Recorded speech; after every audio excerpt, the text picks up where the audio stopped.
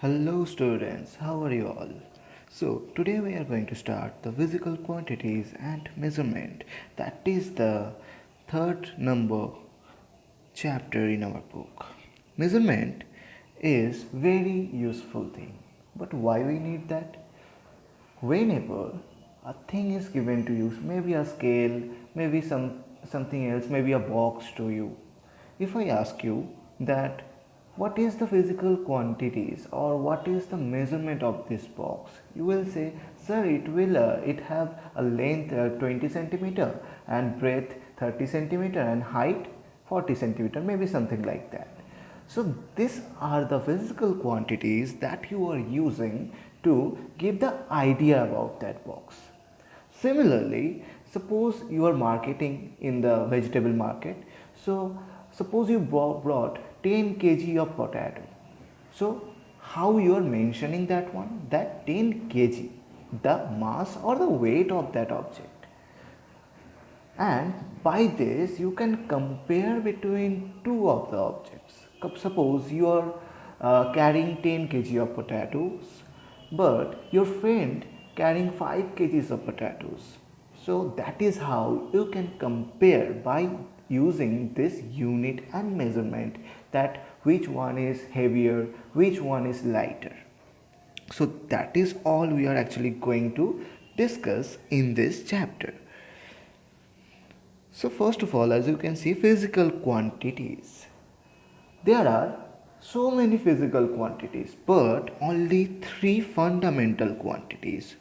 Which are them? That is length, mass and time. These three. Length, mass and time. Now why these three are called physical quantities? Cause by these three you can build any other physical quantities. So these three actually known as fundamental quantities. I am repeating, by these three you can build any other physical quantities. So all the physical quantities is built by three of this, that is length, mass and time. Remember that. Okay.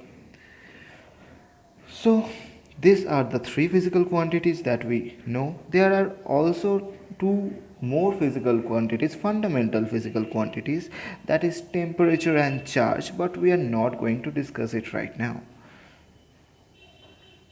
Okay. So, coming to the next one, that is fundamental physical quantities, derived physical quantities and measurement physical quantities. This is, in this part we will discuss about the physical quantities, how we can build. I will give you two examples for that. Speed, we all know that. What is speed? Speed is distance travel divided by time. So what does it actually mean? Distance travel means L, that is length, divided by time, that is T. So as you can see, the speed is now expressed by length and time.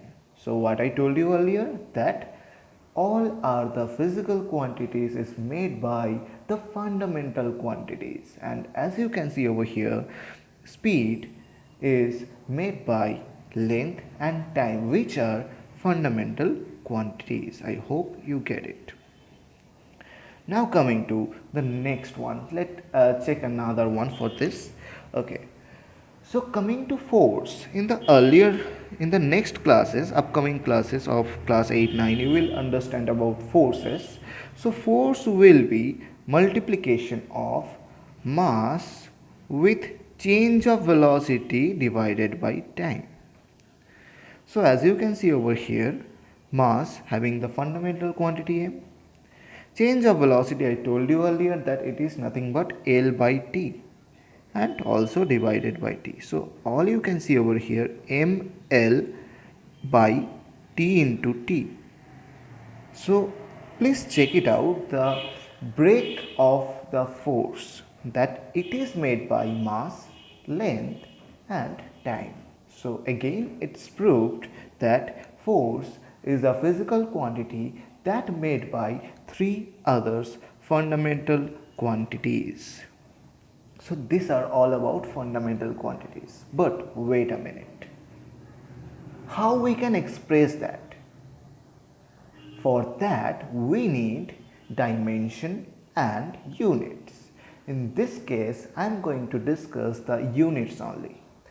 You might notice that when I talk about length, I express it as meter, kilometer, centimeter, millimeter and many other. So your question should be, what should be the fundamental unit for this? Which one should I use? So for this case we actually have to follow the few system of units. There are three system of units. Let me write it for you.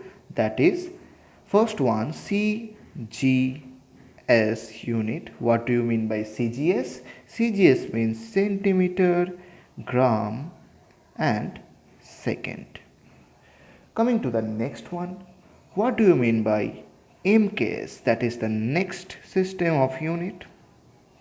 That means meter, kg and second. And the last one, that is FPS. What do you mean by that? That is feet or foot, whatever you can say. Poundal, that is PD. It is also written over here if you check it out. And second. So these are the three systems by which we express the physical units. Suppose I told you, you have some weight. You are carrying some weight in your back. So I told you to express that weight in MKS system. Then you will use the SI unit, that means MKS unit, as kg. But if I told you to say it in CGS unit, then you will say it is in gram. Let me give an example for that. Before that, please take a screenshot of this one, or you can write it in your copy. It will be better if you write it. So now coming to the conversion of the units. So if you check it out and also write it with me, then it will be very better. Kilo, wait a minute, kilo, hecta, deca, gram, deci, centi, milli. These are the conversion. Now most of you already know that 1 kg equal to 1000 gram. We all know that 1 kg equal to 1000 gram. Now see, when we are moving from left to right, we are counting the numbers of division, that is 1, 2, 3. We skipped this 3 to get up to gram. So when you are moving towards the right, remember that you are actually multiplying. You are actually multiplying 10 each time.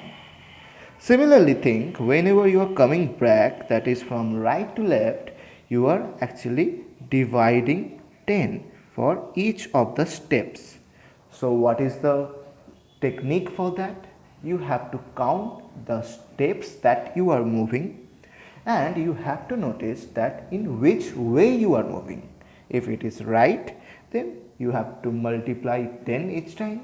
If it is left, then you have to divide 10 each time. So that is our discussion, how to convert the units from kilogram to gram, or if it is given kilometer, then you have to come to this one, that is also meter, 3 steps over there. So this is how we are changing the units with their respective systems. Now that is all about this one. Now I am moving to one concept about it. So first of all, 1 kg, that is equal to 1000 gram. We just learned about it right now. So you are carrying your school bag, and that maybe the weight of that school bag is 1 kg including all the books and copies. So if I told you that say the weight of your school bag in MKS unit, then what you will say? You should follow the MKS unit, that is meter, kg and second. So obviously you need to say your answer in kg unit, and as you know you are carrying 1 kg of weight, so the answer should be 1 kg. But wait a minute. If I ask you the same question to express the total weight in CGS unit, then what you will do? You know that CGS means centimeter gram second. So you think that you need to express that weight in the gram. So this is how you have to say then that we are carrying 1000 gram of this weight. So this is the thing that how you have to express. So that is all about this one. Now coming to the SI unit. Now what is SI unit? It is nothing but the MKS unit. We just learn about MKS unit right now. It is same as MKS unit, but why we are calling it SI unit? So the quick answer is that, as you can see, there are so many unit systems I expressed, that is CGS, MKS and lastly FPS.